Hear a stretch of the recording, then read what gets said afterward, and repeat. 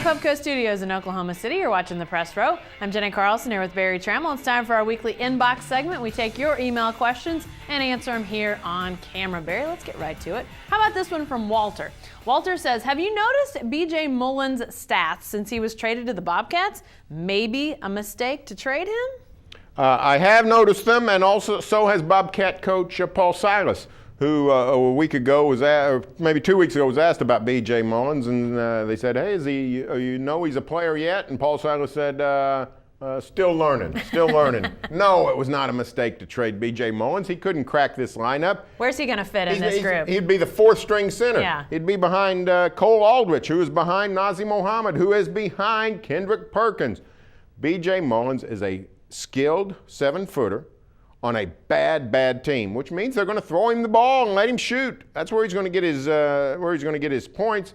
He would be of very little value on this Thunder team. Yeah, I mean, good for B.J. Mullins. I'm glad to see him landed on his feet, getting some playing time in that starting lineup, obviously. But let's remember what Barry said. Thunder has got its rotation, and right now there's a guy that I think a lot of people would like to see more out of in Cole Aldrich, Barry, and he's not getting any time. I mean, it's junk time for Cole Aldrich, and frankly, I'm not so sure he's ready to be in that second rotation.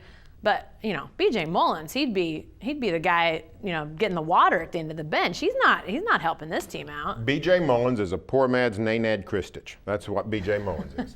All right, back to the inbox. This one comes from Isaiah. Isaiah says, have you asked the OU coaching staff why Trey Millard isn't used more in the running game? It seems like he would be a great complement to the smaller backs that OU has on their roster. Trey Millard, Bob Stoops' favorite subject, Barry. He loves fullbacks. Loves his fullbacks. And here's the deal. OU does use Trey Millard in the running game all the time. They use him as a fullback. Now, maybe the question is, why isn't he used more at tailback? And the question is, he's not a blazer. He had the long run against Kansas State. But Trey Millard is a very good tailback, but he's an even better fullback. Sure. And asking guys to do what they're best at is the best way to success. I think you'll see Trey Millard at some tailback, but I think you're going to see him primarily at fullback, where he's the best in the Big 12 and one of the best in the nation. Listen, Isaiah, I am on board with more Trey Millard in the OU offense with the ball in his hands. I think he needs to have more of an impact on this offense. Last year you saw OU reduced to using fairly small running backs with injuries and defections. You saw him using smaller guys, which there's nothing wrong with that. But I think they really could have used him last year, Barry. Put the ball in his hands. Yes, I know fullback is where he excels. But as Bob Stoops said earlier this week, they've got him everywhere. They're using him in a lot of different ways right now. So I think add some tailback to that repertoire. Why not? I think him with the ball in his hands would be a great idea for Oklahoma. He will play more tailback this season if Dom Whaley isn't healthy. Yeah. All right, back to the inbox. This one from Jeff. Jeff says, do you think Kimmy and the Killers, wow, Kimmy and the Killers, have laid the foundation for the recent success at Baylor? I don't think it's any kind of stretch to say the women's basketball program has been the biggest example of athletic progress in Waco during the last quarter century. Now, Barry, Baylor, fantastic year. Heisman Trophy, what their football team did. Men's basketball going as far as they did. Now women's basketball win a national championship. What about this question? Well, I think it's this. I think it's a good thing Roger Goodell isn't running the NCAA, or he'd be down in Waco checking out these killers and throwing out some suspensions. But the answer is no. I don't think Kim Mulkey's success on the women's basketball court has any factor in what Art Briles and Robert Griffin have done in football. I just don't.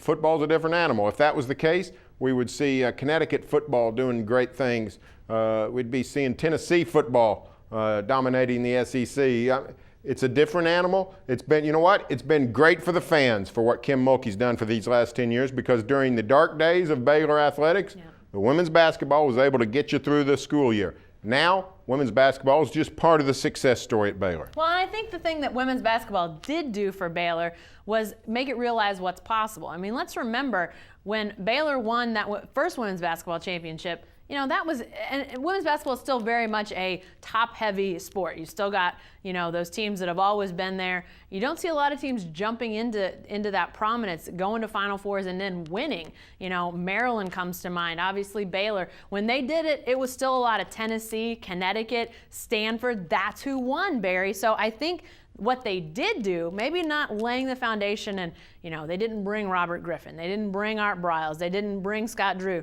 but they at least gave people an idea to say, hey, here's what's possible. And I think that does count for something. But yeah, it's not everything. It did not take them from point A to point B and get them where they are right now. All right, lastly, out of the inbox, this one from Sean.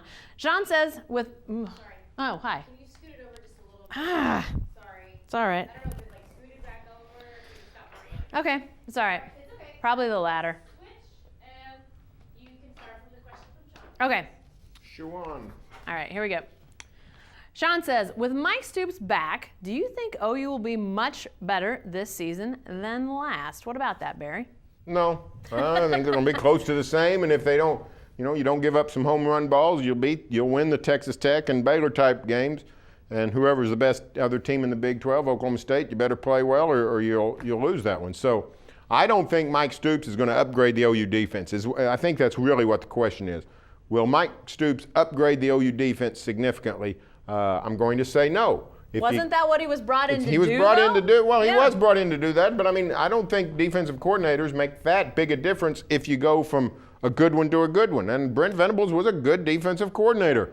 Now, if they get free safety to play free safety instead of going all Russell Westbrook and try to steal every outlet pass and pass on the wing, fine. But just a little bit more discipline would go a long way on the OU defense. Will OU be much better? No. Now, they might win more. They might win them all. They might win the Big 12. But much better. OU was pretty good last year. A play here or a play there kept the Sooners from being 12-1.